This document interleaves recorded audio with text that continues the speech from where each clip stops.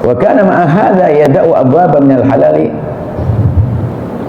Pun demikian orang seperti orang ini, wa kana ma'a hadza yada'u, meninggalkan baban minal halali, pintu haram, pintu halal, khaufan min wuqu'i fil harami, khawatir, takut barang haram. Orang seperti Sayyidina Umar bin Khattab berhati-hati. Tapi di dalam urusan air enteng. Sayyidina Umar enteng, nggak gampang kena was-was. Pernah berjalan Sayyidina Umar, ada rumah di atas itu rupanya ada percikan air. Bisa jadi itu adalah toilet di atas atau tempat buang air, lalu najis. Yang namanya Sayyidina Umar bertanya, apa ini, air apa? Sayyidina Umar ngomong, jangan jawab. Nah, yang di atas jangan jawab. Ini orang aneh-aneh, ngapain bertanya-tanya? Nah, wa ma'adzalika ma'ahada, dengan demikian Sayyidina Umar orang itu adalah orang seperti beliau itu yada'u abwaban minal halali, menghindar dari pintu halal. Dari yang halal masih dipilah mana yang paling halal. Oh, ini ingat, ini kata Imam Ghazali, dengar tuh, yang gaya sudah khusyuk ibadah, alhamdulillah, sudah hati-hati wudu, alhamdulillah, tapi bisnismu kau lihat bener belum? Kalau ada aroma haram, itu yang harus dihindari. Kalau was-was di situ, jangan urusan wudu. Ini serem Imam Ghazali. Yang halal saja dibilang khaufan wuqu'i minal harami, fil harami, takut terjatuh dalam yang haram. Baik. Ini adalah yang pertama, tertipu dengan ibadahnya.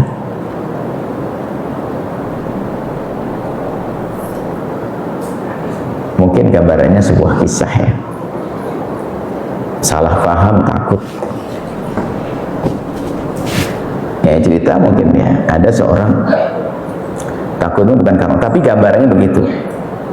Ada seorang syekh alim, itu paling keras tegas urusan menutup aurat, urusan menutup aurat. Kalau ketemu dia mesti ditegur, bahkan orang pada ketakutan. Suatu ketika ada seorang perempuan lupa nggak menutup wajahnya, nggak menutup wajahnya, berpapasan di gang dengan syekh, langsung diambil roknya buat menutup wajahnya, yang kebuka bawahnya. Nah, ini ketertiban. Jadi untuk menutup wajahnya biar nggak kelihatan sama syekh, takut di mana itu wajah, tapi yang kebuka apanya, cuma bawahnya. Kurang lebih seperti itu banyak orang bodoh ini.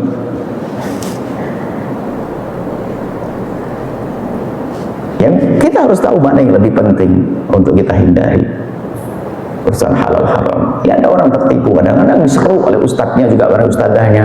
Kalau pengen diselesaikan urusanmu yang banyak utang, bersedekahlah engkau, nanti utangmu akan terbayar. Bayar utang dulu, jangan sedekah dulu ya. Ya Pak Haji, ya Ustadz, gimana ini? Utangnya dulu dibayari, baru sedekah nanti. Kalau sedekah dulu haram sedekahnya. Yang hutangnya sudah jatuh tempo. Kalau bayar utang jauh lebih gede pahalanya dari bersedekah. Bayar utang, zakat dulu dong, jangan sedekah. Betul pengakuan orang kaya yang tertipu, tapi dia baik, benar Bu ya. Sedekah bagi saya lebih mudah daripada ngitung zakat. Padahal sama yang dikeluarkan. Bahkan ribut kalau diajak keluarkan zakat. Betul, saya juga pernah marah. Kenapa sih kok ribut banget? Sampai saya marah-marah. Sekarang saya sadar saya salah. Diingatkan Pak Haji, zakat dulu. Nah, ini saya lebih banyak dari zakat. Enggak begitu caranya. Sedekah banyak, tapi ngitung zakat susah. Wajib. Tapi yang dilakukan adalah dia meninggalkan yang wajib, mendahulukan yang sunnah. Banyak kisah seperti ini, bisa dipanjangkan kisah ini. Suruh dikoreksi hari ini apa sih modelnya. Baru nanti kalau terapkan pada yang muda, boleh kalian belajar ilmu apapun, ilmu kedokteran, ilmu apapun, tapi jangan lupa fardu ainnya harus didahulukan. Jangan sampai tidak. Matangkan fardu ain. Itu yang wajib. Kalau anak kelas kedokteran itu aja, kalau paham belajar fikih praktis itu 1 minggu sudah hafal itu. Itu anak kedokteran itu kan rata-rata kecerdasannya ada. Itu kalau duduk dengan ustadz di sini, hei anak kedokteran, hebat, dirimu cerdas. Duduk seminggu saja belajar fikih praktis wudhu dan sholat, seminggu sudah menguasai dengan kadar kecerdasan semacam itu. Nah ini contoh saja ini. Artinya jadilah orang cerdas, jangan tertipu. Mengambil ilmu yang lain bukan tidak boleh untuk menjadi pelestari semesta, tapi jangan lupa asas yang terpenting agar kita ngerti bagaimana wudhu, bagaimana sholat, mengetahui yang haram, yang inti-inti itu penting, supaya kita tidak tergolong sebagai orang-orang yang tertipu. Ini saja, semoga Allah berikan kepada kita pemahaman yang benar dan Allah menjauhkan kita dari orang-orang tertipu di dalam urusan ibadah. Wallahu a'lam bishawab. Masya Allah, syukur jazilan kami aturkan kepada guru kita tercinta Bu Yahya atas yang telah disampaikan. Semoga dapat menjadi ilmu yang bermanfaat dan dapat kita amalkan dalam kehidupan kita sehari-hari. Amin amin Allahumma amin. Baiklah hadirin pemirsa Al-Huda TV dan pendengar setia dari Network dimanapun Anda berada. Selanjutnya kita memasuki segmen tanya jawab. Bagi para pemirsa dan pendengar yang ingin langsung bertanya kepada guru kita tercinta Bu Yahya, Anda dapat menghubungi kami di nomor interaktif 0898 020244. Kami ulangi lagi di 0898 020244. Namun sebelum itu izinkan kami untuk membacakan pertanyaan yang datangnya langsung dari media sosial. Baik, untuk pertanyaan yang pertama, Assalamualaikum warahmatullahi wabarakatuh ya. Assalamualaikum warahmatullahi wabarakatuh. Izin bertanya, apabila kami sedang dalam perjalanan atau safar dan sudah melaksanakan sholat dengan cara dijamak takdim, namun saat masuk waktu sholat yang kedua, misalnya waktu asar atau isya, kami berkesempatan mampir ke sebuah masjid yang sedang melaksanakan sholat berjamaah. Apakah kami diperbolehkan ikut serta dalam sholat berjamaah tersebut dan bagaimana niat serta hukumnya? Terima kasih. Jazakumullah khairan. Assalamualaikum warahmatullahi wabarakatuh. Waalaikumsalam warahmatullahi wabarakatuh. Bagi Anda yang sudah menjamak sholat jamak takdim, sudah tuntas, tidak punya kewajiban lagi. Kemudian di tempat yang Anda tuju atau Anda mampir di masjid berikutnya ada jamaah. Misalnya Anda di waktu zuhur sudah menjamak antara zuhur dengan asar, Anda menjamaknya di Brebes, lalu Anda melakukan perjalanan pas di Pekalongan, Anda rindu untuk mampir di masjid besar Pekalongan, mampir di situ pas sholat asar. Apakah boleh bagi Anda untuk melakukan sholat asar? Jawabnya adalah boleh. Kaidahnya sederhana. Mengulang sholat jamaah, mengulang sholat berjamaah, namanya sholat yang ada mu'adah, ada diizinkan, diperkenankan. Bahkan dalam tujuan-tujuan tertentu menjadi sangat dianjurkan. Tidak dimatakan tidak, sangat dianjurkan, bukan hal yang hukum, hanya dianjurkan. Sunnah mu'adah. Jadi jamaah bisa diulang. Semua sholat yang dianjurkan untuk dilakukan dengan berjamaah bisa diulang dengan berjamaah, tapi dengan jamaah yang berbeda, bukan jamaah itu. Kalau jamaah itu aneh, menjadi amalan yang tidak baik, tidak diterima. Habis sholat berjamaah di sini ngulang lagi sampai 2-3 kali, ya nggak benar itu. Artinya kalau kita pergi ke tempat lain, kok ada jamaah lagi, kita bisa mengulang sholat yang sama. Sholat mu'adah, namanya sholat mengulang, sholat yang diulang. Dan niatnya niat fardu, biarpun bagi Anda adalah bukan fardu, karena menjadi sunnah. Dan sangat dianjurkan lagi jika dalam rangka menemukan jamaah yang lebih besar, imam yang lebih masya Allah wara, saya berindu ikut dengan dia, ikut. Atau Anda ingin nolong orang, Anda sudah sholat tadi, tapi yang kedua syaratnya berjamaah. Ada yang pertama tidak harus berjamaah syaratnya, yang kedua syaratnya mengulangan, yang kedua harus berjamaah. Karena sholat mu'adah syaratnya berjamaah, imamnya menjadi imam dan yang makmum adalah berjamaah, niat berjamaah. Jadi dianjurkan, harus jadi budaya kebaikan, bahwasanya kalau kita menemukan teman belum sholat, nggak ada teman, sementara Anda sudah sholat berjamaah, Anda bisa menemani dia untuk sholat berjamaah. Jadi dianjurkan Anda menemani dia. Baginda Nabi yang memberikan himbauan, suatu ketika ada orang yang datang ke masjid baginda Nabi. Sampai di situ masjid sudah selesai sholat. Orang kesini tolak bingung, nggak ada teman. Sudah sholat kurang lebih ngomong gitu barangkali. Cuma Nabi tahu bahasa dia belum sholat. Lalu Nabi menawarkan, adakah di antara kalian yang mau bersedekah, temani dia untuk sholat. Lalu ada sahabat Nabi berdiri menemani, dan itu termasuk kayak sedekah. Nah ini, padahal dia sudah sholat berjamaah, nemeni orang. Tapi syarat yang kedua adalah dengan berjamaah. Jadi boleh Anda mengulang kembali sholat Anda dengan berjamaah. Itu adalah boleh, termasuk sholat mu'adah. Dan semua sholat yang dianjurkan untuk dilakukan dengan berjamaah, Anda boleh mengulangnya. Termasuk di bulan Ramadan begini, Anda mungkin di sini sudah tarawih 20 rakaat, selesai tuntas. Tak taunya Anda pergi ke Semarang sana ada sholat tarawih lagi jam 12 malam. Anda boleh sholat tarawih lagi kok. Wah, dahsyat lagi. Karena sholat tarawih adalah termasuk sholat yang jenis sholat yang disunahkan untuk dilakukan dengan berjamaah. Faedahnya begitu. Boleh, semoga Allah mudahkan kita untuk meningkatkan kualitas kebaikan. Allah mengangkat derajat kita semuanya. Wallahu a'lam bishawab. Masya Allah, syukuran jazilan dia atas jawabannya. Baik, selanjutnya kami beri kesempatan kepada hadirin jamaah yang ingin langsung bertanya kepada guru kita tercinta Bu Yahya dengan satu orang satu pertanyaan, diawali salam dan sholawat, dimulai dari jamaah laki-laki terlebih dahulu. Kami persilahkan. Bismillahirrahmanirrahim. Assalamualaikum warahmatullahi wabarakatuh. Assalamualaikum. Allahumma shalli ala sayyidina Muhammad wa ala ali sayyidina Muhammad. Semoga Buya beserta keluarga selalu panjang umur dalam keselamatan serta sehat walafiat. Amin. Apa Buya izin bertanya? Rasulullah telah menjelaskan dalam hadis bahwa sungguh berapa orang yang telah memasuki Ramadan, kemudian Ramadan telah pergi, namun dosanya belum diampuni. Dan kita ingin sekali dosanya diampuni. Tapi apakah ada tanda atau cara mengetahui bahwa dosa kita telah diampuni? Buya, sekian. Mohon penjelasannya Buya. Terima kasih. Assalamualaikum warahmatullahi wabarakatuh. Waalaikumsalam warahmatullahi wabarakatuh. Pengampunan dosa kita tidak tahu. Kita tidak tahu apakah dosa kita sudah diampuni atau belum. Akan tapi baginda Nabi mengajari kepada kita, kalau kita memohon, meminta kepada Allah penuh dengan keyakinan, husnudzon, kalau Allah mengampuni. Jadi tanda bahwasanya dosa kita diampuni adalah adanya husnudzon di hati kita atas dasar yang sudah kita lakukan. Sebab husnudzon tanpa dasar kan ada. Beramal baik mah enggak. Mana bisa husnudzon setelah itu? Anda berhusnudzon, Anda melakukan kebaikan yang diajarkan bagi Nabi, setelah itu Anda husnudzon, akulah insya Allah diampuni oleh Allah. Itu husnudzonnya inilah. Termasuk berdoa. Wa antum muqinuna bil ijabati. Kalau berdoa yakin Allah akan kabul. Kan Allah sudah berjanji. Tapi setelah dia memenuhi syarat, berdoa benar lalu dia menduga, husnudzon.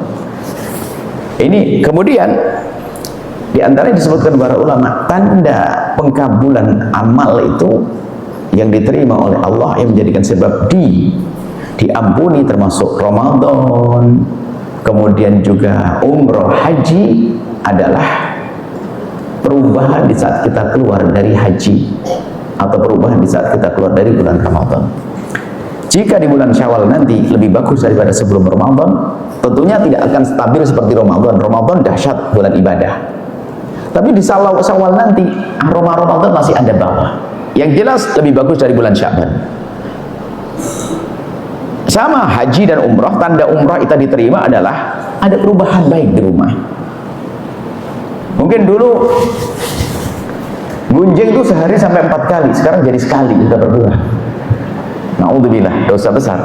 Ada perubahan yang penting. Kalau memang tampak pada dirinya ada perubahan menjadi lebih bagus, itu tanda kalau orang ini di Ramadan itu Ramadan yang diterima, dan diterima di bulan Ramadan artinya diampuni seperti yang dijanjikan, diampuni oleh Allah. Itu diantaranya. Ingat apa? Beramal di bulan Ramadan, kemudian prasangka baik kepada Allah, kemudian di bulan Ramadan ada tampak perubahan menjadi lebih baik. Itu tanda bahwasanya dia diampuni oleh Allah Subhanahu wa taala. Wallahu a'lam bishawab. Masya Allah, syukuran jazilan Buya atas jawabannya. Baik, selanjutnya kami berkesempatan kepada hadirin jamaah perempuan yang ingin langsung bertanya kepada guru kita tercinta Bu Yahya dengan satu orang satu pertanyaan, diawali salam dan sholawat. Kami persilahkan. Bismillahirrahmanirrahim. Assalamualaikum warahmatullahi wabarakatuh. Waalaikumsalam warahmatullahi wabarakatuh. Muhammad Sayyidina Muhammad. Alhamdulillah, ada titipan pertanyaan. Jika ada orang yang sudah berumah tangga, tinggal serumah dengan kakak iparnya, itu bagaimana hukumnya? Kakak ipar. Kakak ipar. Baik. Bagaimana jika kondisi seperti ini suami tidak mau jika untuk pisah atau pindah rumah? Iparnya laki-laki. Kurang tahu nggak disebutkan. Mohon maaf. Baik. Suami, nah, berarti bayangnya begini, kakak iparnya berarti yang titik pertanyaan anggap saja perempuan, istrinya hidup dengan suaminya plus kakak iparnya. Nah, berarti kakak ipar ini ada dua, mungkin laki, mungkin perempuan. Kalau kakak iparnya ini adiknya kakak abangnya sang suami laki-laki, maka seorang istri di sini pantas untuk mempertanyakan kenyamanan dia di rumah tersebut karena ada hubungannya dengan aurat. Abangnya abang ini kan laki, dengan saya tidak ada mahram. Kalau abang pergi kan terjadi keduaan di kamar ini. Mohon abang seperti ini tidak bisa sah karena menjaga kehormatan dia. Apalagi suaminya sering pergi. Tapi kalau kakak iparnya perempuan, jadikan saudari yang baik dong, jangan bersemalah sama masa nggak sedang sama adiknya sendiri. Kalau perempuan aman, nggak ada urusan dengan keharaman. Jadi masalah adalah beda jenis, lawan jenis. Jadi kakak iparnya adalah laki-laki dan dia perempuan. Berarti ini kan bahaya. Mungkin suaminya lagi keluar berduaan, mungkin kamar mandi cuma satu, antri nunggu dan sebagainya. Kemudian menjadi wanita itu menjadi terkekang, dia ingin menjaga kehormatannya. Nggak mungkin setiap hari harus terus di kamar pakai kerudung, di rumah sendiri pakai kerudung. Ada kakak iparnya, maka tidak, bahkan seorang suami wajib menghormati istrinya dengan menyewakan rumah yang sesuai dong kehormatan ini. Dan bagi kakak ipar yang bijak pasti ngerti kalau nggak boleh nginep di situ nggak akan tersinggung. Cari laki-laki kan beda, bisa tidur di masjid sana, ya kan? Urusan makan dikirim pakai rantang nanti. Gak ada kehormatan, nggak bisa. Jangan nggak enak, istrimu tersiksa dong. Hei suami yang punya istri, kemudian punya saudara laki-laki tinggal bersamamu, jaga istrimu. Sewakan kos-kosan di sana kalau ingin membantu, tapi jangan masukkan ke rumah. Kalau rumah ini adalah istrimu ingin jaga kehormatan. Dia mohon maaf, perempuan harus menutup aurat, haram membuka aurat yang depan iparnya. Ah boleh. Ya, harus seperti itu, harus ada ketegasan urusan syariat. Kecuali rumahnya gede, itu terpisah, nggak bisa berkhulwah, terjadi berduaan yang diharamkan seperti itu ya. Tapi kalau iparnya perempuan ya lumayan punya kawan baik, teman ngobrol dan sebagainya, bisa masak bersama, indah dan hendaknya sangat cintai. Biarpun kakak iparnya tadi laki-laki bukan berarti dimusuhi, hanya memang tidak diperkenankan kalau terjadi khulwah di rumah itu. Kalau lagi diundang makan ada bertiga semuanya nggak ada masalah. Tapi kalau sudah berduaan haram, dan jangan main urusan dengan syariat, jangan main-main. Ada kakak ipar dengan iparnya laki-laki dengan perempuan. Ini khulwah berduaan haram dan Allah murka dengan yang demikian itu. Hati-hati, waspadalah. Wahai para suami, jaga istrimu, kehormatan istrimu. Jangan gak enak dengan abangmu atau dengan adik laki-lakimu, akan tapi kau seksa istrimu dengan keadaan semacam ini. Wallahu a'lam bishawab. Masya Allah, syukran jazilan Buya atas jawabannya. Baik, selanjutnya dikarenakan waktu, mohon izin Buya bisa ditutup dengan pengumuman dan doa bertahan. Telah dibuka pendaftaran santri baru SMP Iku Al-Bahjah Indramayu. Alamat Margadadi Indramayu. Akhir pendaftaran 15 Dzulhijjah 1 Juni. Bismillah. Untuk mengetahui informasi lebih lanjut bisa telepon ke nomor 0851 9922 5929. Insyaallah kajian muslimah Masjid Rawdatul Jannah dengan kami insyaallah dengan Umi Fairuz di hari Kamis 15 Ramadan pukul 7 pagi sampai 7.30 hingga selesai di gedung Rizki Futsal Jalan Pangeran Derajat Karanganyar Jakarta 1 Cirebon. Kemudian buka bersama insyaallah di sini hari Sabtu depan. Ayo bawa teman, sanak, kerabat, saudara untuk bisa menghadiri acara buka bersama di 17 Ramadan nanti jam 4 sore hingga selesai hingga sholat isya dan tarawih. Acaranya sholawat, ada tausiah, ada munajat, kemudian buka, sholat maghrib berjamaah, makan malam, sholat isya dan tarawih selesai. Bagi yang ingin berpartisipasi langsung salurkan rezeki Anda ke PSI nomor rekening 751-2222-182 atas nama Al-Bahjah Event. Infak berbagi buka. Anda kalau ingin bergabung, infak berbagi buka berbagi buka sahur, buka puasa. Tidak ada sahur ya sih, bukan. Bagi yang ingin berpartisipasi bergabung, ayo salurkan rezeki Anda ke BSI, nomor rekening 75144444131 atas nama Al-Bahjah berbagi bersama, kode bank 451 atau BSN nomor rekening